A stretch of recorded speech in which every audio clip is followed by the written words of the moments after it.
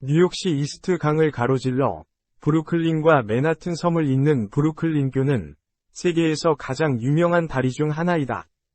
1883년 완공 당시 그것은 이스트 강 위에 설치된 최초의 고정 교량이었을 뿐 아니라 세계에서 가장 긴 강선 현수교로 주 기둥 사이 거리는 486.3m, 가파는 만수 수면이 평균 38.7m였다.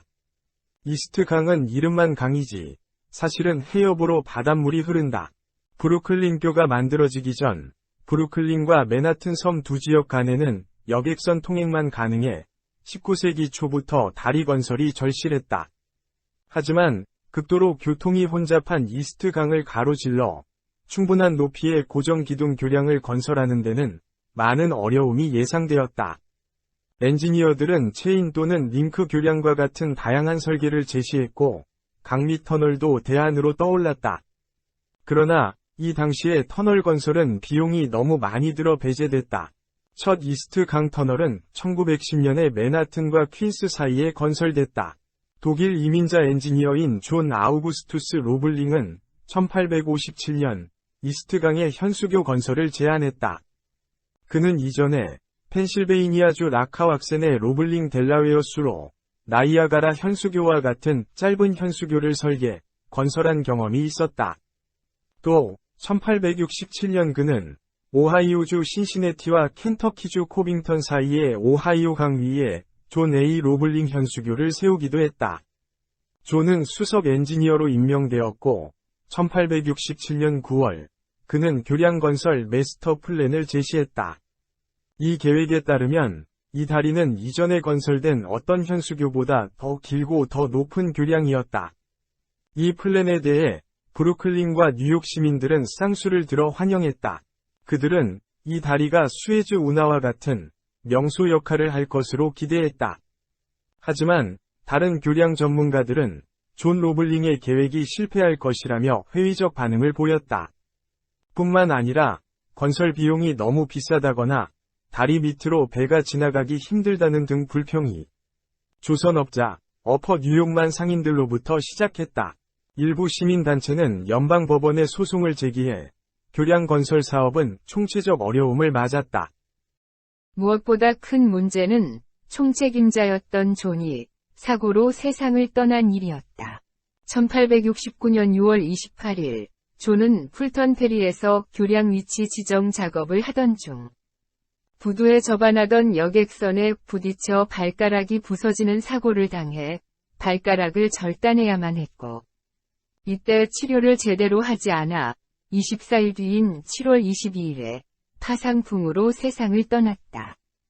후에 존의 아들 워싱턴이 건설 총책임자로 임명되었다.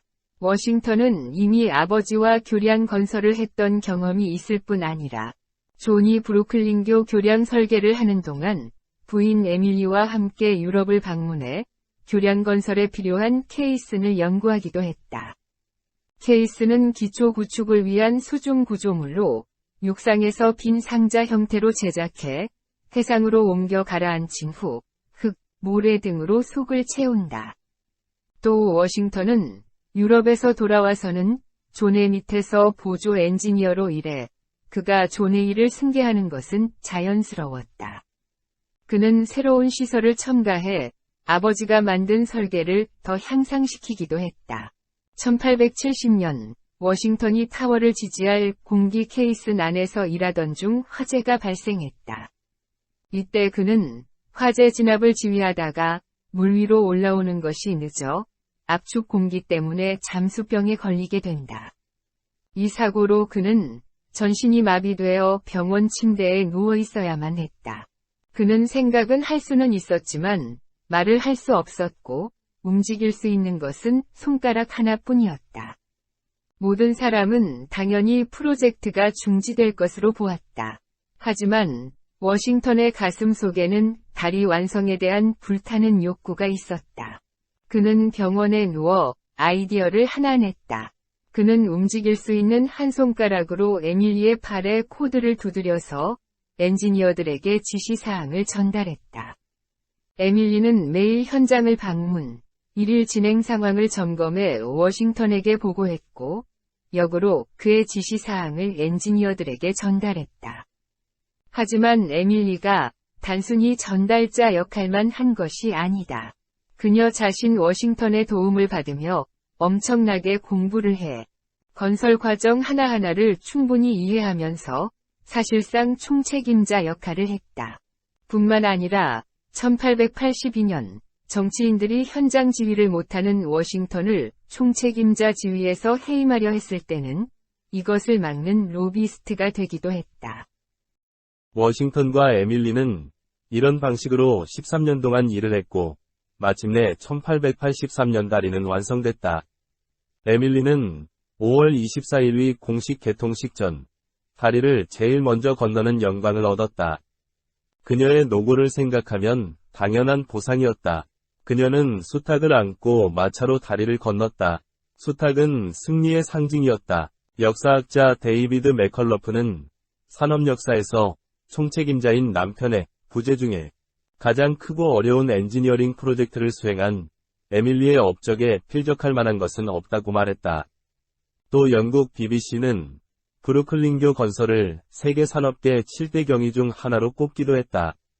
다리 개통식에서 당시 연방 하원이었고 후에 뉴욕 시장이 된 에이브람 스티븐스 휴이트는 이 다리는 한 여성의 희생적 헌신과 오랫동안 그 여성에게 금지됐던 고등교육을 여성도 받을 수 있다는 것을 증명한 영원한 기념물이었다라고 찬사를 보냈다. 당시 사회가 많은 분야에서 여성에게 문을 걸어 잠갔다는 것을 생각하면 독학을 하면서 교량 건설을 거의 지휘한 에밀리의 의지와 병상에서 에밀리의 구두 보고에 의존해 현장 상황을 파악하면서 중요한 결정을 내린 워싱턴의 열정은 정말 대단한 것이었다. 진정한 지도자는 시작뿐 아니라 일을 완수하는 사람이다. 내가 선한 싸움을 싸우고 나의 달려갈 길을 마치고 믿음을 지켰으니 이제 후로는 나를 위하여 위의 면류관이 예비되었으므로 주 곧 위로 오신 재판장이 그날에 내게 주실 것이니 내게만 아니라 주의 나타나심을 사모하는 모든 자에게니라.